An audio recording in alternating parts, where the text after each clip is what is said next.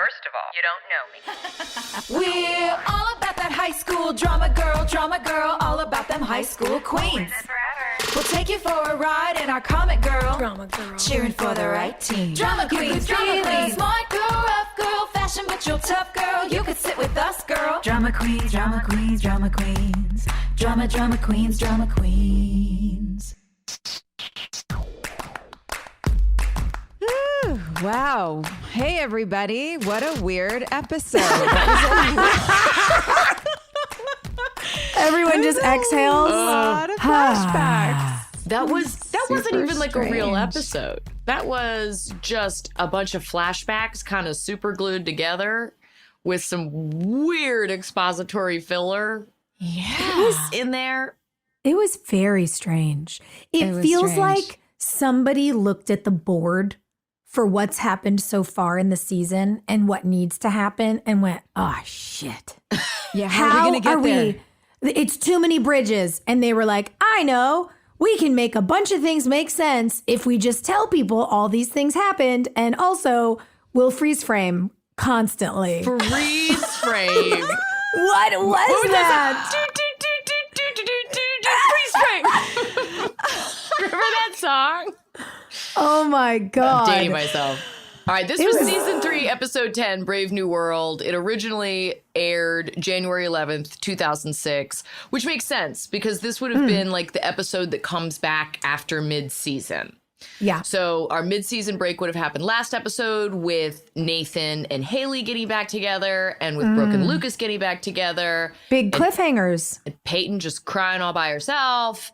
And then we come back with this madness. The day after Brooke says those 3 magic words to Lucas, he gets in a car with Peyton to take a road trip to visit Ellie. And then Peyton makes Ellie an offer that could bring them closer together. Meanwhile, Lucas reconnects with an old friend, which was lovely, but super random. And then back in Tree Hill, Brooke's clothing line, Clothes Over Bros, becomes an overnight hit, and she asks literally everybody to help out. Plus, Nathan finds out the truth about his mother and her role in the fire that almost killed Dan. That was dramatic. In a scene that was so badly written that we just didn't know what to do with ourselves.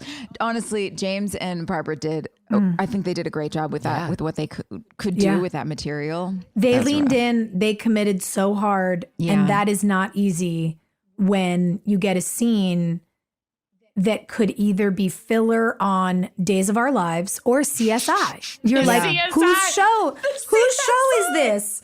Joy, when you said that, I cackled. You go, what is this, an episode of CSI? It was perfect. First, I had to crush the pills. Then I had to write the letter. The last thing that was left to do was seal the bottle. Yeah. A lot of And insert third, right there. I had to light the fire. I mean, It's that worth was saying. I usually like this writer. Not everybody can Yes. win every time. I mean, it's not the end of the world, but Well, and just This was pretty bad. because this writer's name is on the script doesn't mean that's the person that actually wrote it. Like sometimes it's That like is the true. last person to put a polish on it. So in season 3, a lot of times what happens on shows, regardless of how successful a show is that your original writers start peeling off and they get pilots of their own or they get jobs on other shows and you start bumping newbies up. And so sometimes scripts like this were like, was this a new kid? Was this someone getting their first go? So we want to be gentle while also poking a lot of fun at it because it was dreadful. Yeah. Well, listen, before we get too far into this, something happened to me this week. that I have to talk- She I teased have us with to this. Talk about this. You guys, we just need you to know the willpower of our friend Joy, because we got on, as we always do, to watch the episode and we start, cackling about dumb things we've done this week. And Joy goes, oh, I have a story to tell the two of you. And we go, okay. And she goes, I'll save it for the episode. She made us wait. She made us wait a whole hour. Been an hour. An hour. Okay. What happened? Hit us. Okay. I'm standing in line for lunch, to order lunch. And I have the menu in my hand. And I hear, what are you going to get? And I look up. And there is like a 6'5" or more lumberjack looking, slightly disheveled, crystal Hello? blue-eyed, sweet man staring down at me. Okay. And Hello? I'm like, I don't know. I think I'm gonna get the whatever rap. And you know, oh yeah, this place is pretty good. Blah blah blah. He strikes up a conversation, and can I look at the menu? Yeah. He takes the menu, and we start. How's your day going? Oh, I say, my day's going great actually. How about you? Oh, it's great. You know, I like blah blah blah. He starts launching into this whole story about how he's just bought this new property. I was like, oh, great. Where are you from? So it turns out we've actually lived in several of the same places, and I've moved around a lot. So it's kind of cool that we've, lived in several of the same places. And we're talking, and as he keeps talking about this property that he just bought, and a couple of companies that he owns, and he's super charming and really sweet. And I'm thinking, I'm going to ask this guy to join me for lunch. Yeah, you are. And he gets up to the register, he pays for his food, and he turns around, and before I can say it, he goes, "Hey, you want to eat?" And I'm like, Yeah. all right. Is I this a wanna eat." movie? Okay. I'm like, great. So The meet cute? It's great. So total meet cute. So I go sit down. I get my food. I get my little placard, and we go sit down, and so we start talking, and it's easy conversation. Like, this guy he's interested and smart and intelligent. We're talking about architects. We're talking about philosophers. We're talking about traveling, and it's just like, God, this is so nice. And he's an ex-athlete, and I have to remind myself to breathe while you're doing Joy, this. we are bated breath right now. It's so interesting. Like, I'm at this table I'm there and I'm interested. It's so nice. Mm-hmm. And we just have this great chat, and he's like mid-40s, and I'm just going, God, is this real? Like, wow, how amazing. And as he's talking toward the end of the meal, and we were sitting there for like an hour, toward the end of the meal, he's saying something about it's business venture and the property, and he says the word "we" a couple of times, and I've already talked about, but the first sentence I say out of my mouth is like, yeah, my daughter and I just moved here, blah blah blah, or whatever. And so I'm thinking, oh, does he have a kid? Oh, that's weird. He would have said that and then I'm like, oh, he's talking about his pets a lot. Like, sometimes I talk about my pets like we, or maybe it's a business partner, or like maybe his mother lives with him. And there's a part of me that's like, maybe he's got a girlfriend and it's going south. Yeah. And like, I'm like, I don't know how I feel about that, but well, I'm going to give him a little space.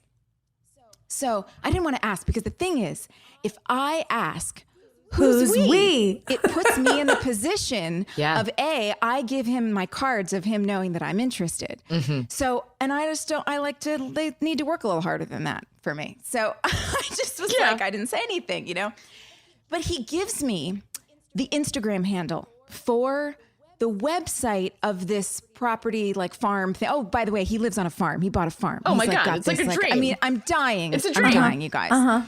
And so he's like going to turn it into a retreat property and Airbnb and all this stuff. And here's the Instagram handle. Go look at it. I'm like, okay, great.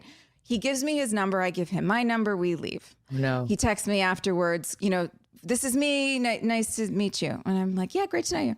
So then I go look at the Instagram handle later on. I'm like scrolling, and I see it's like all these beautiful pictures of nature and great stuff. And I see one photo of him with this girl, and they look kind of cozy, but it's from like a little bit ago. So I'm like, oh, maybe it's, maybe that's an ex-girlfriend or something.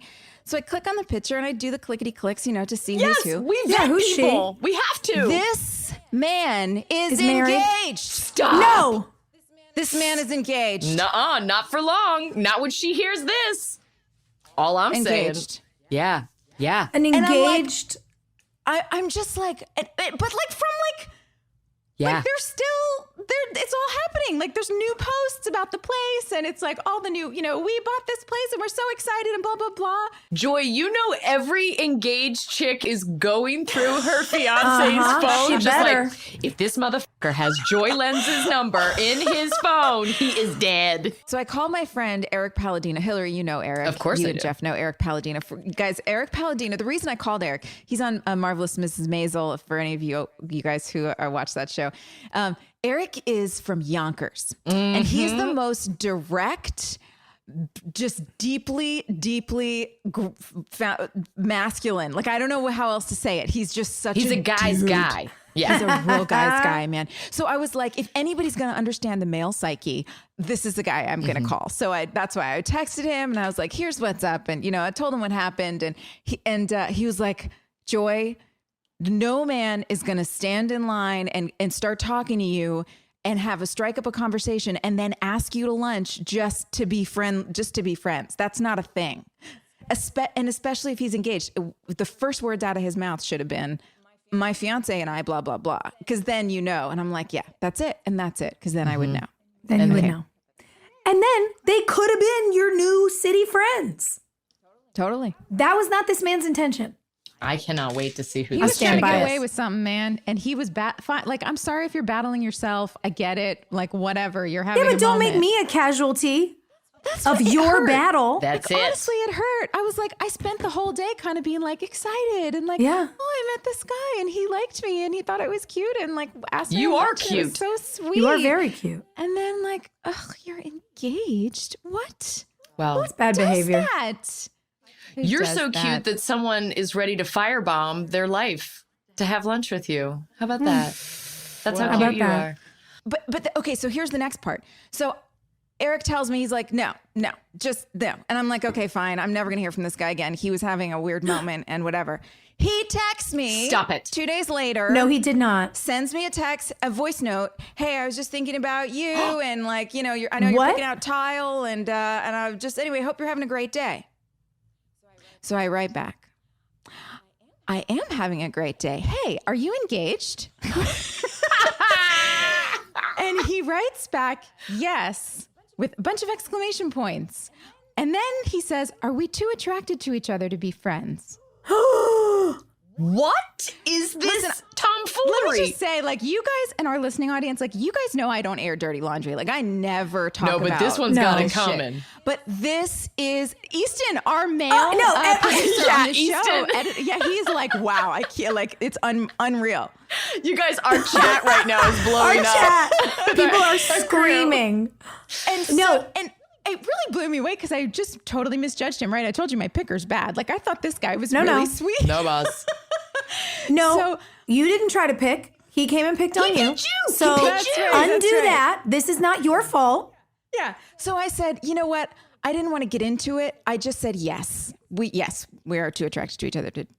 And I said, but good luck. And stop asking pretty girls to lunch. Yes. And, I put a little smiley face, like, I'm going to be nice about this, but that was a dick move. Dick. Yeah. And he writes back. The response is, No. whatever. If I had a nickel for every time I was hit on, I wouldn't have to work. What? And then he says something about What? I know.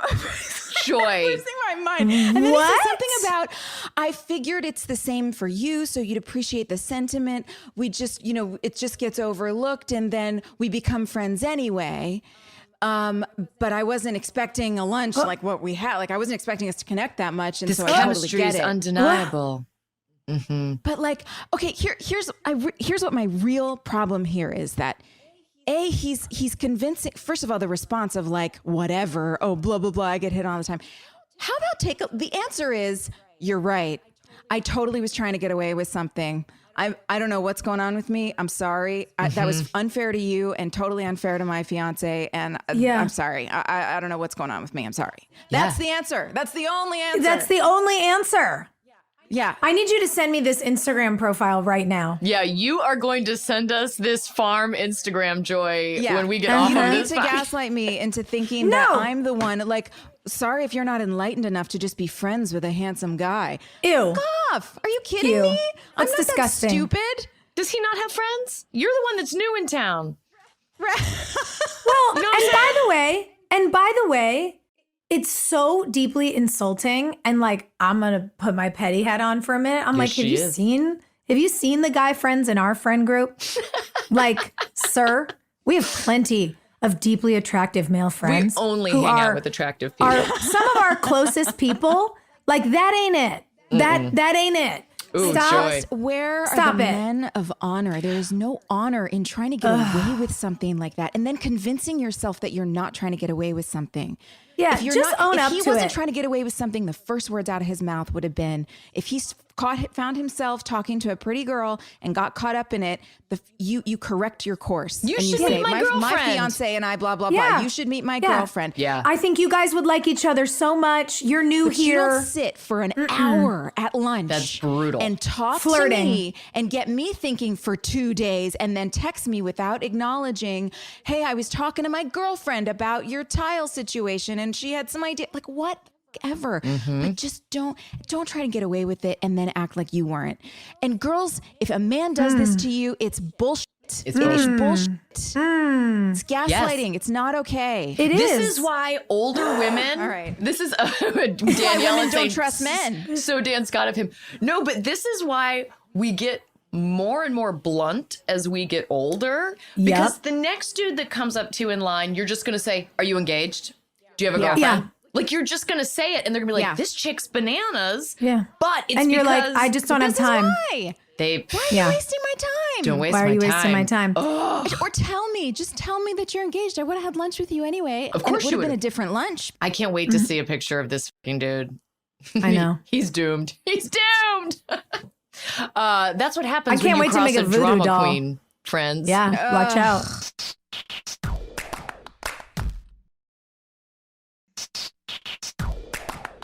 Okay, we can segue out of that. I just had to tell you. But we guys, everybody out there, listen. We actually have something really much more exciting than my weird love life story happening today. I'm invested. I don't know on this episode. We have an awesome guest. Hilarie, I think you should be the Oh one my to God, introduce. you guys. I'm going to cry at some It's point during the happening. course of this. I feel really, really lucky that for the majority of season 3, the love story that I got to have is between Peyton and her birth mother, Ellie. And the actress that played Ellie is the one and only Sheryl Lee. She was with us today.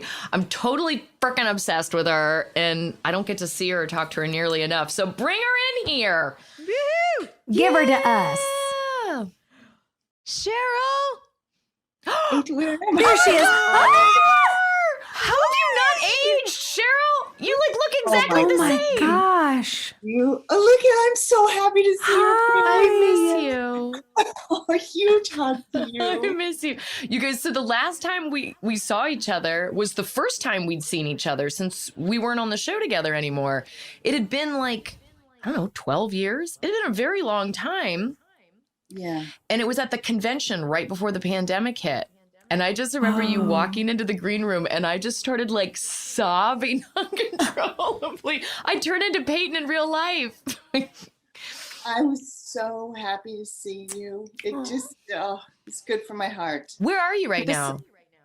I am in Topanga Canyon in Los Angeles. Nice. Amazing. Cheryl, do you know Daphne? Are you and Daphne Zuniga friends?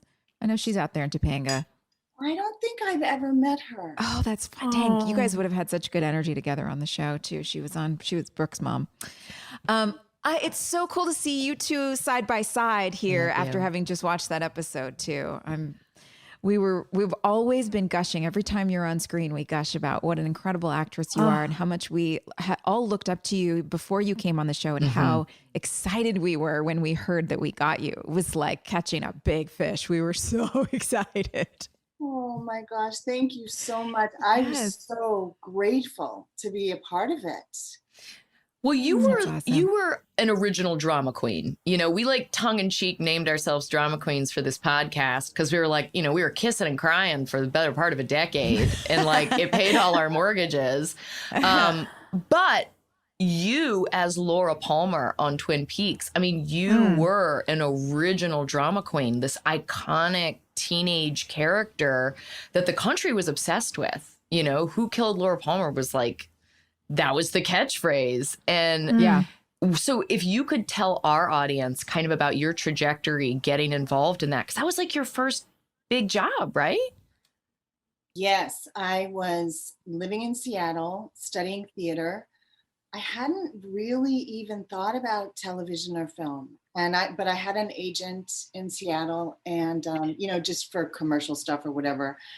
And I got a call from her that this director, David Lynch, was in town for this mysterious television pilot and was interested in casting local for, and it was the role of a dead girl, and that's all anyone knew. And so I went in, I had seen Blue Velvet. Oh my I went God. in and, Which was shot in Wilmington.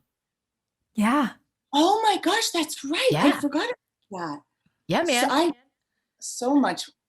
Is a lot still shooting in Wilmington now? There's a ton, but where our river court was is where they like found the ear in the field in Blue Velvet. You know how like the movie begins and there's like an ear in a field? It's over there where the river court was. No way. That's the crossover we needed, is the Blue Velvet Tree Hill crossover. Yeah, I went to Wilmington a lot in the 90s for work. Oh, wow.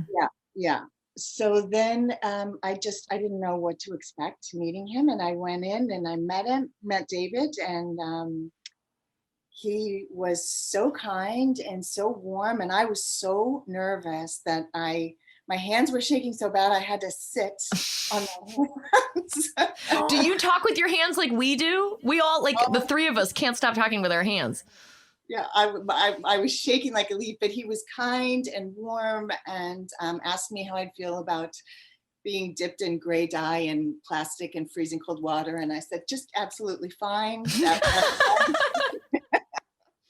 And then that's how it started. I was hired for, I think it was 4 days of work as a corpse, the finding the body and then the flashback scenes. And then I stayed in Seattle and kept doing theater. And then much later, he called and asked if I would be interested in coming back on the show. And I said, well, sure. She has a sister. I'm dead. And he's like, don't worry about that. I'll figure it out. Wow. That was my first grown-up show I remember watching. Yeah. I remember like my dad was watching it, and I don't know how, I was probably like, actually I have no idea how old I was, but I remember it being like, I think this show is too grown up for me, but I can't stop watching it. This is so interesting.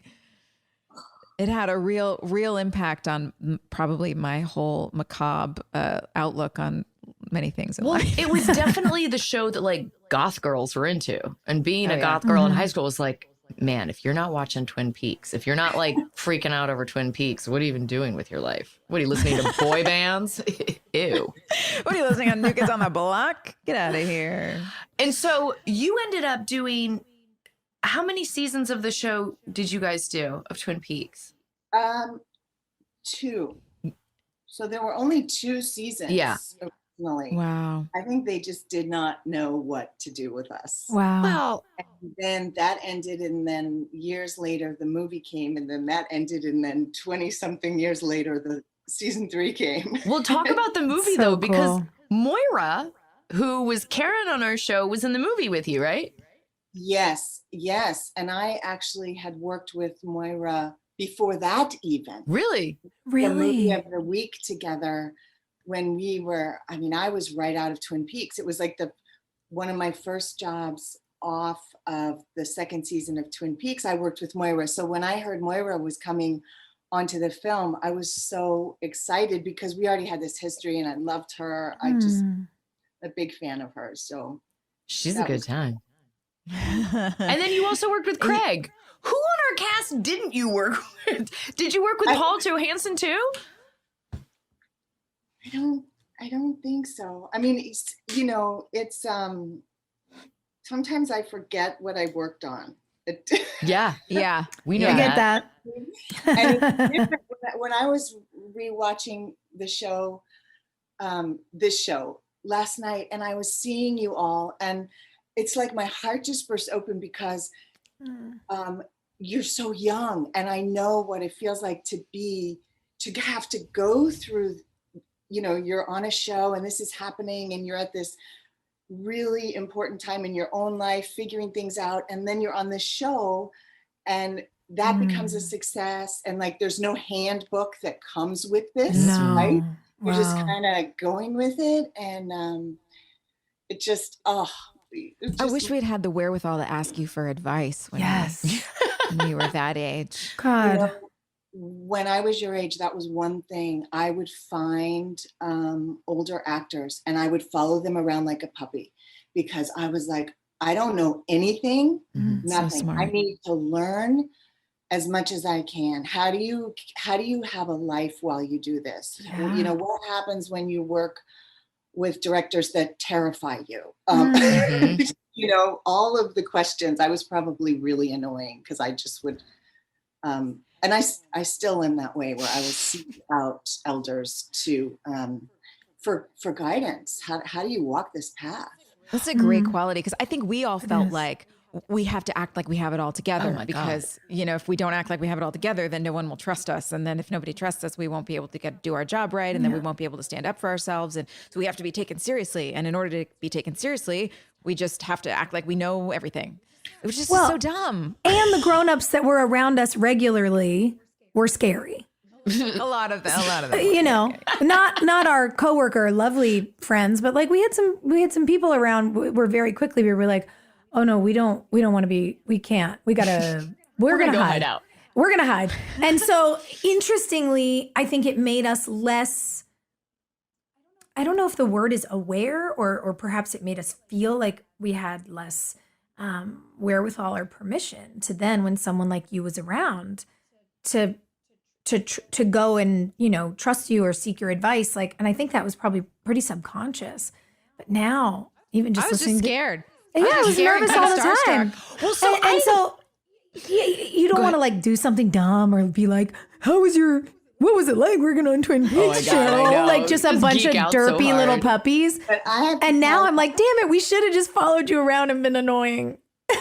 I am in awe of you all now, because the way that you are so multifaceted creatively, and speaking your truth and connecting and following what you believe to be true. I did not have the guts to do that at all. And so I bow to you with great respect and gratitude. I'm like, thank God this generation has the courage to stand up in a way that I know I didn't in mine. Well, I didn't realize really how similar kind. our situations were, Cheryl, because we were filming in Wilmington, where we were all like taken away from our friends and our family and kind of the circles that we built, and kind of put in this little small bubble. And you guys being in Seattle filming this show that was like a sensation and a huge hit. Did you feel protected by that bubble, or did you feel like more things could get away? You know, people get away with things. Well, the pilot was shot up there in Washington, but then at some point, a lot of the series was shot in LA. Oh, it was? Really? I can't remember the exact timeline. Yeah. Wow. Yeah. And so I had no idea what I was in for, because I had no television experience, no film experience, no experience being in front of the public eye. And so then, like, I remember watching the pilot and the series in LA. That's when I was living in LA when it started to come out. So we were shooting down here. We had studios in the Valley. Oh, okay.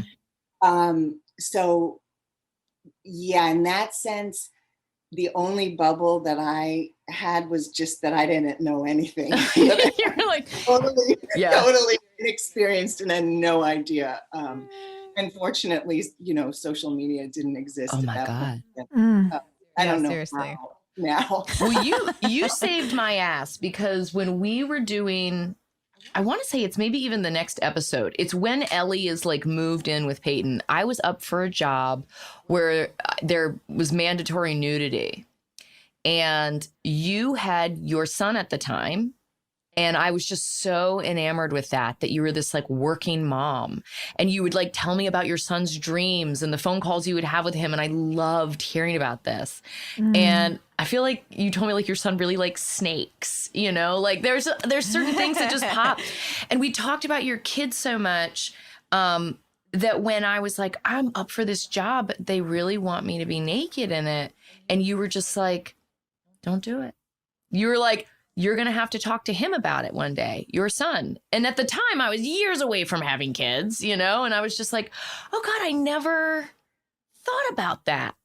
Like I never thought about the people in my future I'd have to have these conversations with. And it really changed the way I made decisions and the way I prioritized jobs.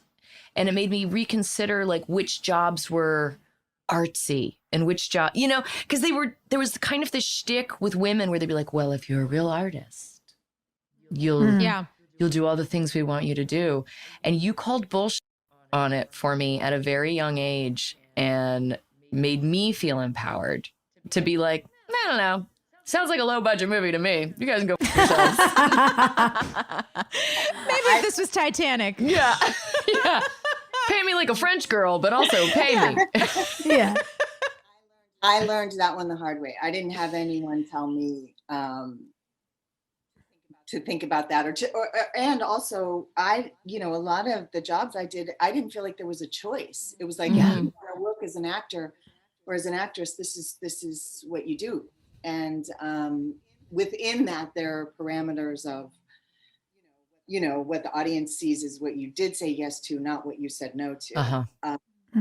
But yeah, so I would do a lot of things different if I could go back in time. Well, even in like during that era, it was still really normal to not have a choice. Like if you wanted to do a show on HBO or cable, we all were presented with that. It was like, that was a part of the contract. If you want to be on a big girl show, you gotta, bear all. And you were so protective of us, even in the midst of all of that, when it was still really, really prevalent. I feel like it only now, like just only recently in the last year or two is where you can be like, no. And then they just hire a body double. So it looks like you were naked anyway. I feel like a lot of that changed with Sex and the City because all those girls, like, what's her name? Kim Cattrall was the only one on that show who was ever naked on camera.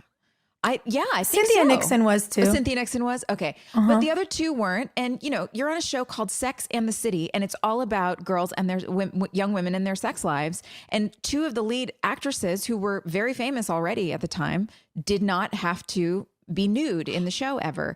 And I don't know how Sarah Jessica worked that into her contract or Kim Davis, but not Kim Davis. What's her name? Kristen Davis. Kristen Davis. Thank you.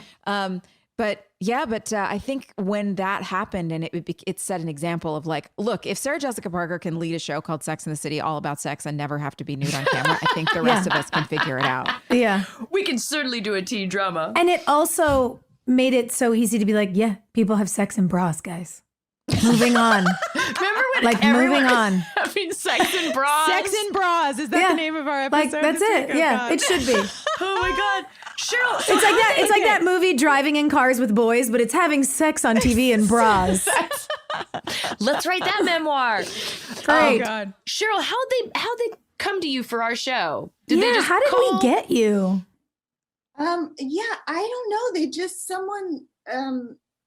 All I remember is knowing that there was an arc and knowing that it was a limited amount, which was good because that's all I could do with my son being young and because I was living in LA and it was shot there.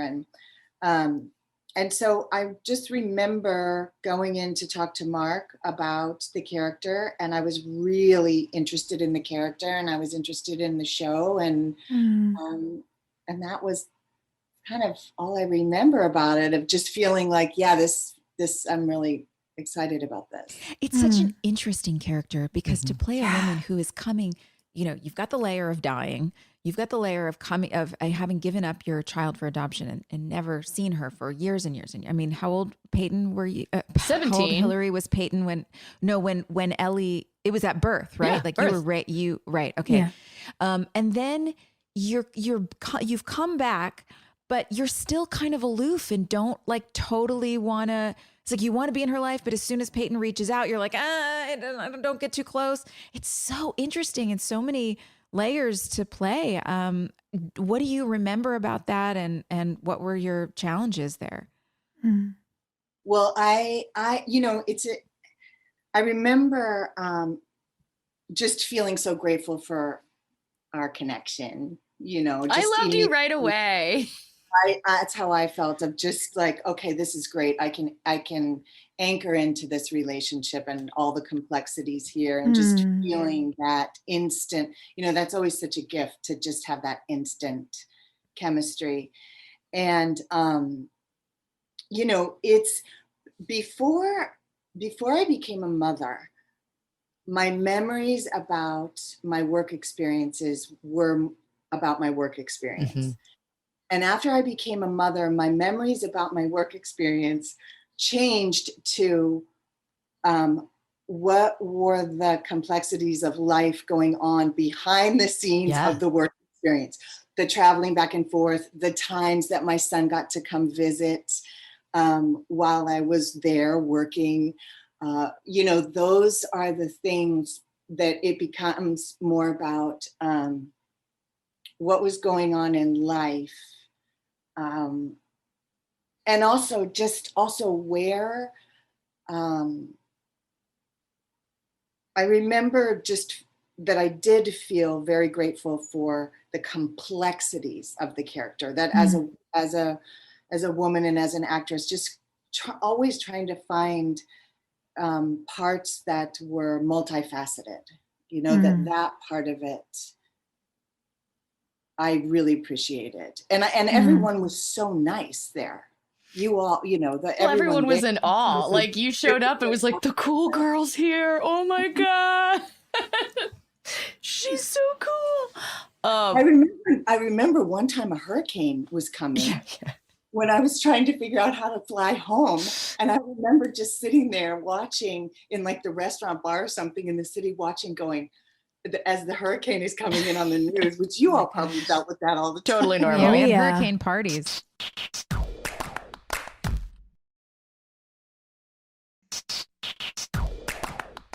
So did you always know that Ellie was going to die? They were always like, yes. Yeah. This is... Really? Yeah. Because see, I didn't, Cheryl. I didn't. And they kind of like led me on to be like, oh, you've had to kiss all the boys on the show already. Like, this is going to be your new trajectory. You get to go do this other thing. And so then when sorry, spoiler alert for anybody who's watching along with us and hasn't caught up. When Ellie dies, I was despondent. Like no one could talk sense into me. They were like, Hilarie, it's okay. And I'm like, but she's going to come back from the dead, right? Like, maybe she's got a sister on this show too. Like, how do we get Cheryl back? And it so I wonder, that's interesting that they never told me. I don't know if someone said don't say anything, or wow. Yeah. I was ready for you to stay forever. Aww. And ever. And then eventually we meet Peyton's birth father, John Doe, who is from the band X, the punk band out in LA. And I just feel like it's such a missed opportunity that our parents, like, my parents were never in the same place at the same time. Sophia, did your parents ever like get into the same place at the same time? Did your dad ever arrive? Yes. The Brooke's dad. So, we get Daphne playing my mom, playing Victoria in season 5. Mm-hmm. So you got to do all that overlap. Gregory Harrison? Robert Davis Jr., who went by Ted. I've never understood why Ted is a nickname for Robert, but someone can explain it to us at another time. Was played by a lovely actor, Richard Burgi. Hilarie, you didn't get to meet him. Would I have kissed? I had a crush on all the dads. Oh, 100%. You would have had such a crush on Richard. He was such a dreamboat. I had a crush on him. Him and Gregory Harrison. They played Brooke and Julian's dads. And I was like, we won the dad jackpot. What is going on here? That sent me back to soap opera days, because I would look at the two of them. That's what all the men on soap operas looked like. And I was just like, I'm just going to stare at you. Gorgeous. Hello, Richard. I'm looking at my telephone right now. And God, what a lovely man. And he and Daphne played off of each other deliciously. Their chemistry was so great. They were so fun. The three of us just had a ball. I really wish we'd had him on the show before the last season, because he was wonderful. Cheryl, we have gotten a lot of closure and redemption and also like a lot of fun by doing this like podcast reboot, rewatch situation. But you guys did that with Twin Peaks years ago. Like, you guys all got together again. how many years after the original show to do this reboot? Well, it was almost 25 years. That's amazing. It was Wow. 25 years. Yeah, it was. Wait, was it almost 25 years? Wait a minute. I'm like, how old? Yeah. You're like, math Yeah. is dumb. 55, and I think Yeah. that we did season 3 around 6 years ago or 7 years ago, and I was 2017 you guys did. And I was like, and it was like 92 when we did. Yeah. That 25 years. How was getting that call? Who Yeah, called? what does that Did David feel Lynch like? call, or like how'd that Oh, go that was- down? Well, it was, there's been rumors for decades that we were going to do seasons, and we knew that was not going to happen. So I didn't pay any attention to the rumors. And so then these rumors started happening that seemed to not kind of quiet. It's like the wave of the rumor just kept getting bigger. Finally, one of the castmates reached out to me and said, this is real. I said, there's no way. So I sent David an email and asked, is this real? Whoa. And did he answer? Did he send back like a coded message or something weird? I feel like he sent like a hot air balloon or something to tell you. Yeah, it was a little bit cryptic. It was a little bit mysterious. It was a yes, but not really any, just more to come. Yeah. Mm-hmm. I'm into Stay that. tuned. So what was Yeah. your experience shooting in Wilmington before? Yeah, you'd been there so many times before. Yeah. Now. Did it feel Yeah. familiar going back or Yes, was it I new? loved Wilmington. I loved working there so much. So I had stayed, I can't even remember the jobs that I did there. They were independent films. I had stayed once in one of those beach houses. Oh yeah. It was Yeah. amazing. And then also downtown. So I loved that feeling of that. I felt like creatively it really fed the work, whatever the work that I was doing was. I found it to be, I really enjoyed it creatively. There's history there. Mhm. There's a lot of interesting different parts to that place. It's And a really also- artistic town too. There's so much theater, so many fine arts communities and music. Yeah, I love that. Mm. And just the feeling of the sort of smaller city feeling. Mm-hmm. That was really nice to be in. Well, and there's a weirdness to Wilmington. There's kind of like because it's such a haunted city, there's like a little bit of like a cryptic feel to it. And Yeah. Ellie is kind of a cryptic woman. She's living in this like dilapidated Victorian home with no furniture and like a lot of she doesn't even have a glass to drink out of. Yeah, there's like a lot Just of drinks echo. right out of a carton. Yeah. They're like, this'll do. There's like roaches everywhere and high grass.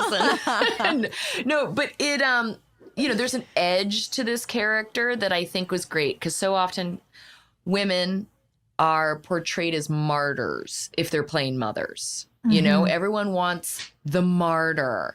And Ellie's just like, no, I chose a fun life. Yeah. I made the choice that was right for me. Like, I'm not going to apologize for it, which was great and kind of revolutionary at the time. Yeah. How'd you put it together at a time where not everyone was doing that? Well, I feel like the writers did the work. Do you know what I mean? That was there. And so to really just, and fortunately I had known many women in my life who didn't just follow the supposed to's or and so I had references, personal references that I could draw from, and that that kind of directness and just inner knowing and just that life experience. There's something I don't think the writers did, though. They didn't. To me, some of Ellie's behavior was really contrasting, showing up and wanting to be a part of Peyton's life and begging to be a part of it. And then when Peyton comes to find her, pushing her away and then coming back, and that the push and pull, that's just on the page. But making it believable, creating a character that you had to justify that behavior for you so that you could empathize with her and then play her. That's not anything the writers did. That's you. And I'm interested to know how you justified all that behavior for her in order to make her someone that we didn't hate. Like, we loved her. We empathized along with her as well, even though she was feeling all these complicated things. Yeah, and now I look at the way she treated her daughter and I'm like, wow, that's intense. That's intense. Get out. I remember hearing, from one of my acting teachers at a very young age, that if you can find the love under all that, right? That if it's because of the love underneath it, then I could find as a mother a way to justify it, if that makes sense. Yeah.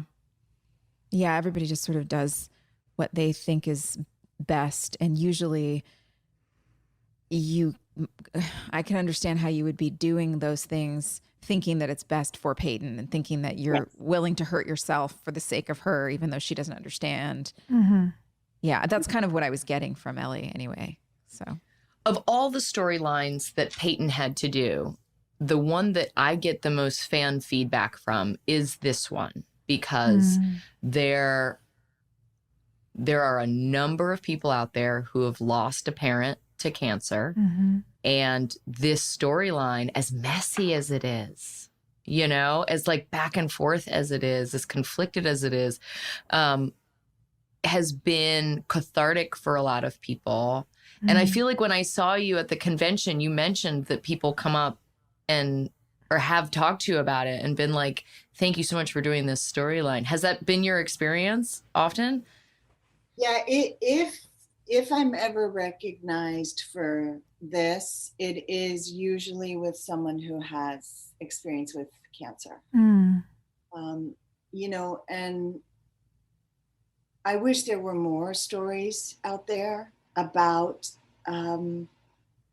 this for children and parents. And, I feel like that's part of, as storytellers, that's part of our responsibility, is to really keep bringing these stories into the awareness for healing and for the conversation, and so people feel seen and known, and like there's somebody else is going through this too. I'm not alone. Yes. We don't think about, like, how old were we when we were doing this? 23, 24? You don't think about it on the day, but then like all these years later, you realize you're providing other people with the language and with the framework to deal with it in real life. Because if you don't have the right words, if you don't have an example of like a person, whether they be real or fictional, living past a bad situation like this, you don't know what it looks like. Yeah. But if you can watch it and visualize it and be like, oh no, we've lost this character, and then life moves on as it does, but it is changed, To give people a safe place to witness grief, I think can also be very transformational, because when you go through loss, it's so personal. It's often very private. When you're grieving, you tend to stay home. It's insular. And so it's not something in our society we've been able to witness a lot of. It's very private and personal. And hearing about the ways in which a storyline like this one for an audience can model how hard it will be to lose somebody, but also that they will remain with you in ways that you will carry on a project that you began with them before they died, as Peyton does, that you will honor them in parts of your life. And yes, you will be, if we are lucky enough to survive someone, and I don't mean we're lucky that we've lost someone. I mean, like, we're lucky we're alive. We're all lucky we're alive every day. You know, if you're lucky enough to continue living your life, you can do it in a way where you carry that person with you. And yeah, like, when had we ever seen that before? We got to see you guys do it in a storyline. It was beautiful.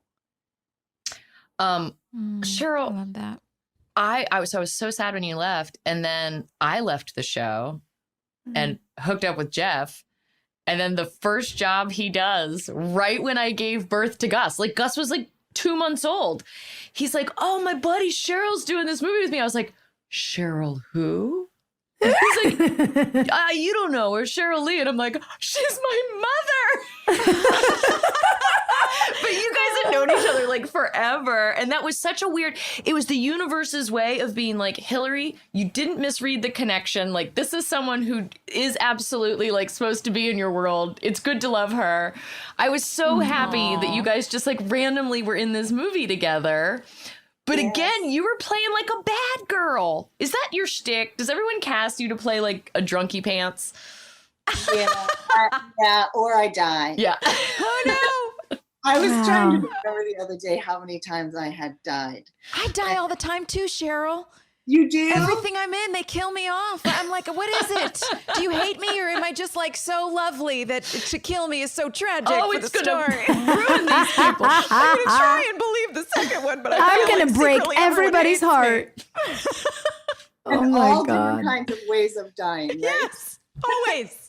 Yeah, haven't you done like a vampire movie? Yeah. Oh God, I had the life sucked out of me. Yeah, what about you? Let's talk about that. What's been your favorite on-screen death? What of all the things that you've passed in, what's been the winner? You know, I mean, it kind of probably is Twin Peaks, but it wasn't it was probably more just the experience of being able to, you know, that first scene, being found on the beach wrapped in plastic. Yeah. I didn't have any lines, thank God, because I was so nervous and I didn't know anything about filmmaking or television or anything. And so I got to just lay there and listen to everyone and be like a little sponge and soak it all up. So so great.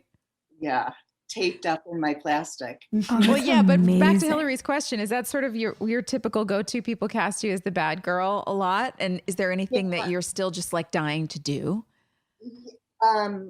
Well, no one thinks, I mean, I don't think I've ever done a comedy. I don't think I've ever. Really? Yeah, I mean, unless it would maybe be a really, really dark one. It's a dark comedy. Yeah. And I would love to do, you know, I played a vampire at one point, but I would also love to do something really kind of fantasy-like. Like I've never. Oh, yeah, me too, right? Like Lord of the Rings. Like Pan's Labyrinth, like something really Weird. there. Yeah. Should we all do the Witches of Eastwick? Is that what this podcast is really about? Cheryl, let's just be witches. Hello. As long as we can fly. Oh, Great. And have special powers. Come on. Yeah. I like reading about Appalachian witches because what they would do is at night they would shapeshift and then they'd turn men into horses and ride them all night long around the countryside. So when these men woke up, they were like, couldn't go to work. They had the vapors. I've been ridden by a witch all night. And I'm just like, I feel like this is a lot of innuendo. We're gonna be some creepy witches, Cheryl. I can't wait. I am in. I Done. am totally in. Somebody I give am us some money. Yeah. One Tree Hill, 25 years later, just like Twin Peaks, is now a supernatural experience. Oh my God. What do we have? 7 years to go or something? We'll figure it out. I'm all for it. Cheryl, the only thing that I took from the show when I left was Ellie's leather jacket. It is my prized possession. Oh, I fantastic. keep it in a safe space. My son steals all my coats because he's my size now. And I'm just like, don't touch that one. That's the special one. But I hope I get to see you in real life soon. We've got more conventions and stuff coming up, but you're such an important part of this show. And you were a really, really, really important part of my time on the show. And you know that. Well, I am very, very grateful to have been a part of the show. And it just warms my heart to see all your beautiful faces and smiles, and congratulations on everything you're doing, and just tons and tons of love and gratitude to you. Yay, we need to do a mommy-daughter trip with all of our mothers from the show and all the girls from the show. Oh my and we'll God, yes. Bess Armstrong, Sheryl Lee, Daphne Zuniga. Let's go. Get Moira and Barbara and let's go. Let's hit the road. Let's hit the bar. Oh, we love seeing you. Thank you so much for coming and joining us. Thank you Cheryl. so much, Cheryl. Thank you all so much. Oh, I love her. She's Wow, that was amazing. awesome. That I've was got a no total chill. childhood dream come true. No, she's amazing. I can't believe you held your tears back. That was Even incredible. still, like she just makes me, it's not that I'm nervous. It's not that I'm nervous. It's that I just get like giddy about her and geek out so hard because, I get it. I wanted to keep her so bad. If we'd gotten to keep Cheryl, oh my God.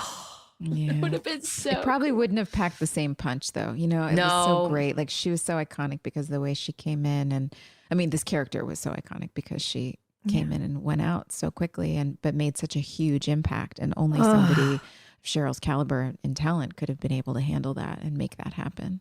Well, and now I look at the part that she played and the fact that she was able to be like a mother and work out of town on location.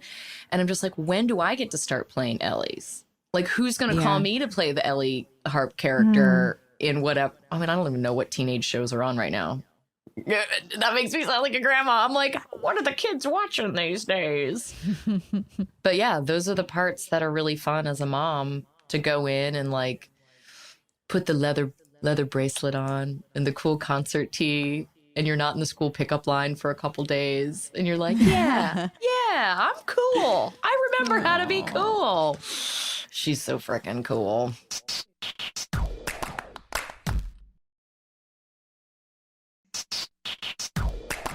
It was interesting to me too that like as we are wondering, again, not perhaps inappropriately, but like we're learning things as bold women, and we don't love this seesaw that's happening with Lucas and Peyton and Lucas and Brooke. I forgot that in this episode, Brooke is upset that she's not hearing from Lucas all day, and Haley's not hearing from Nathan at all. Yeah. And that misdirect was gold when you're like, what would loved make a it. boy? What would make a boy just leave a girl after a night? And I was like, this is actually in an episode that's not well written. The same This thing, is great. But, yeah. But with not the admitting it to the each friction other. of not knowing that the other person was going through the exact same thing. And then we were both angry and trying to solve our own problems without each other. Oh, it was great. I loved it. I also loved that at the end of the episode, when Nathan comes to the door, like there was something vulnerable on James's face, and I saw you see it and know that you had been sort of making up a story that wasn't true all day, and you just welcomed him in. Yeah. And the familiarity between those two, between Nathan and Haley, makes it work wordlessly. Yeah. Well, that's it. There's no misdirect there. He just says, I wanted to spend some time with you, or can I hang out with such you? a relief, right? The Just directness. instead of Lucas, who's like, I got a thing to do with you, you know, like, Yeah. Yeah. girls take a lesson. Misdirect, not hot. Not Yeah. hot. It's, I mean, not to Also, beat a men dead take a horse, but, like, lesson. this is what I'm saying. Like, Men in you cafes. can't act like you're direct, but not be direct. You Be don't a just, like, Nathan. Yeah. be Nathan. Be a Be a Nathan. Nathan. That's really the Nathan. point, guys. Be a Nathan. I also loved in the ways that everyone's love story is a little messy right now. I love the love story of Peyton and Ellie. And Peyton trying to find a way to talk to her. And Hilarie, you did it so beautifully because you can tell that you don't really want to be totally vulnerable. So you make it about work. But then like you're hanging out and you're learning about the records she loves, and she's talking about t-shirts, and like your mom might give you a t-shirt from Oh a my tour. God. And, The mom God, it giving her was the t-shirt beautiful. thing got me in real life. Like, that's my Yeah. love language. When someone gives me a thing that's theirs, and it's not like a new thing, you know? And you both have done it. You both have given me things that you're just like, oh, do you want this thing? And I'm like, uh-huh. Yeah, I do. Oh. And there's kind of that like thrift store quality to it where it's like, this has collected a narrative before it's come to me. And the idea that Peyton is going to get these records or these t-shirts from this woman to create an intimacy is, you know, hits a little close to home. But I also, so much of our show is about whatever boy you're dating.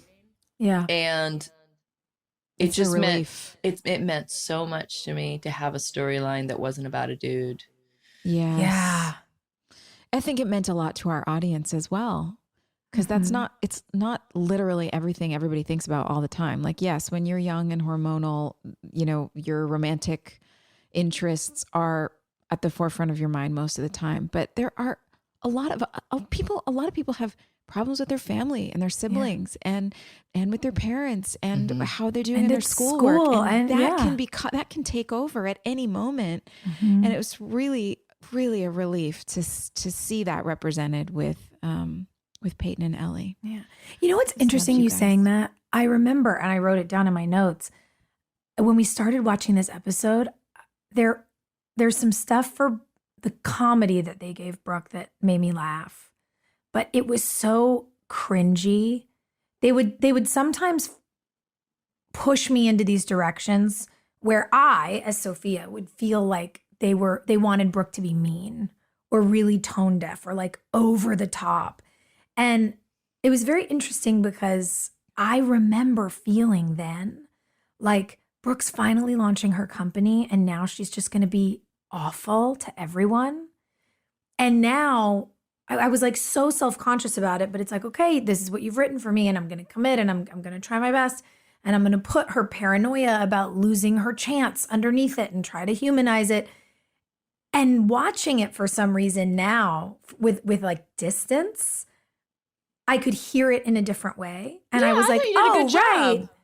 I was like, oh, they wanted Brooke to be like the worst version of herself, the cheerleader that Faith is talking to Lucas about. So she was like, he's like, you know, I'm not defending who Brooke was. I'm defending who she is. And then it comes in and she's like a banshee screaming at everyone, like running a sweatshop. I was like, oh my God, this is horrible. The children.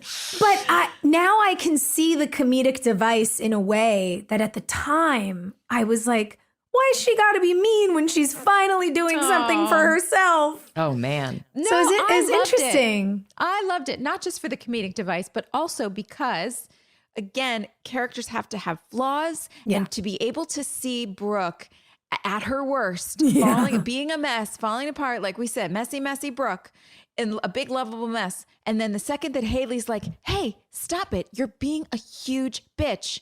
Be nice to people. Everybody here is busting their asses for you. Yeah. And Brooke turns on a dime and she says, you're right.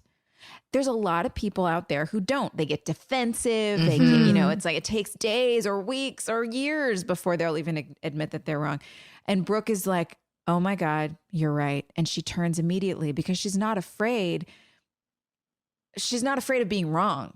That's kind of what's great about living a messy life, right? She's not afraid of being wrong. It's a good example of female friendship where you can call your friend out on something and it's not a fight that ends the relationship. We've talked about that a number of times. Yeah. Where when someone tells you the truth, you realize, oh, you really love and respect me. Yeah. And that's Thank the best you. example. Thank you. I would way rather watch somebody who's being a huge, huge ass suddenly go, oh my God, I'm being such an asshole right now. I'm so sorry, everybody. I'm really sorry. That's great. You know, it's like, we're only human. That's the best. What else can we expect? I would much rather watch that than somebody who's just like a jerk for no reason and then never admits they're wrong. Yeah. Dan Scott? Are we talking about Dan Scott? Oh, how about Dan walking into Haley and Nathan's bedroom? That was so great. Picking up for a second. Picking up her bra. Picking up a teenage girl's bra and talking about a one night stand. It's like, it wasn't sexual. It's all power for him. It's like, it has nothing to do with him trying to be like creepy, pervy. He wasn't being pervy. He was being his normal power hungry self. And in any way that he could diminish someone else and make them feel insecure and humiliated, that's what the picking up the bra was. Ugh. But regardless, it's still disgusting. Well, and then to say, at least Peyton was pleasant in the morning. Oh, like, just to remind you. So gross. It's I hate his petty character in a so way much. that like no adult should be this petty. And No. stealing the note? Like he swipes Nathan's handwritten note to her? What are you, 7? Yeah. Yeah, I need Dan to like, I liked it when Dan and Karen got flirty in future episodes because Dan without that glimmer of redemption is a tough pill to swallow. Yeah. But Dan, if I'm always on the verge of being like, is just a more fun Dan to me. Yeah. Yeah. Could I kiss him? Could I have an hour-long Yeah. lunch with him before finding out he's engaged? Honestly. Oh my God, you went on a lunch date with Dan Scott. That's what happened to you, Joy. Oh my God, Joy. It's so frustrating. He was so nice and handsome and like Yeah. sweet. And Well, mild mannered. Is Yeah, he and running for clearly he mayor? knows it. He's running for mayor. I will never get over a grown ass man texting you. Well, if I had a nickel for every time I got hit on by a woman, I wouldn't have to work. excuse I know me? he wasn't I think knowing this guy's tone, he was like, whatever. If I had a nickel, I thought it was blah, blah, blah. Like, I think that's what he was going for. But No. it's just like, I hope he read it back after he sent it and was Yeah. like, ooh, Yeah. that didn't read very well. Yeah, I really hope he made himself feel queasy because he made me didn't feel respond, sick to my so- stomach. He's like Good. in bed with his Good. fiance. Babe, look at this text. Does this come off weird? Does this come off weird? I lunch with this girl and I think she got the wrong idea. It's like she thought I asked her out or something because I asked her to have a meal with me. Idiot. No, guys, I'm just not enlightened enough. I'm not enlightened enough to Yeah, know how Joy. to just be friends. When we Yeah, talk pour about gasoline on yourself and just light it on fire We're not for doing it. him. No. When we talk about Tree Hill voters and how it's possible that Dan Scott was able to charm a town into not understanding he's a sociopath, this is what I'm going to envision. Like in line at lunch, asking pretty girls to sit with him and then be like, have a meal with me. why did you misinterpret this? What's your problem? I'm just trying to get to Right. know my constituents. Yes. Yeah. Yes. Barf. Yeah. Yeah. Barf.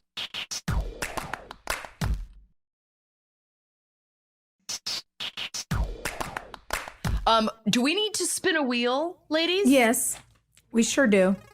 Let's spin that wheel. Yeah. Okay, we got a most likely to. Most Oh, likely this is to great. re-gift something gifted to them. I mean, okay, on the show. Dan Scott. I was gonna say Whitey. I feel like, you know how teachers always get shitty gifts at the end of the year? Like, how many mugs does a teacher really need? You know? Yeah. Like, I feel like Yeah, Whitey's totally. the kind of guy that's just like, here, take this thing. I don't want this. I think it's Haley. Really? I think it's Haley. Oh my God, Because do tell. I think it's like the one. It's like something she could get away with that's not wrong. Right. It's just It's a minor. Do you know what I mean?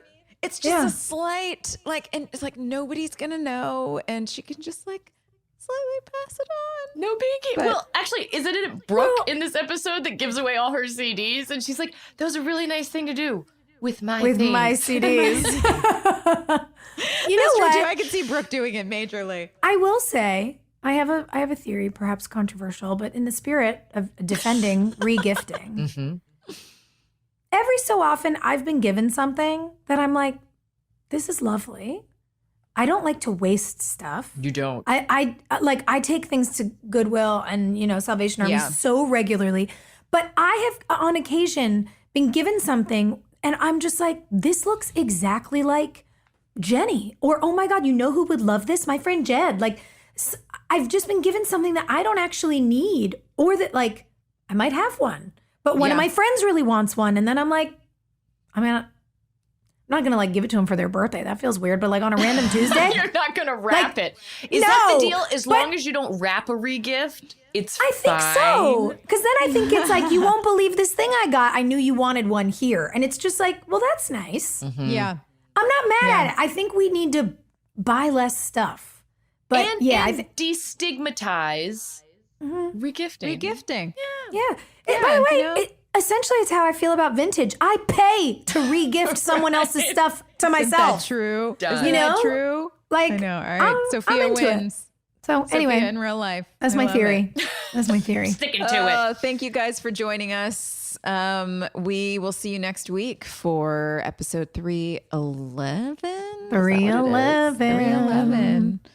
More drama. Looks like maybe there's some storylines actually going to start happening now that they built all the bridges they needed to build. No more flashbacks. Yeah. The next episode is called Return of the Future. So like maybe we get real-time TV back. I don't Action. know. Yeah, no Yeah. more freeze frame. Sorry, Yeah. guys. Freeze frame's out. This was all you got. Sorry. See you guys later. See you next week.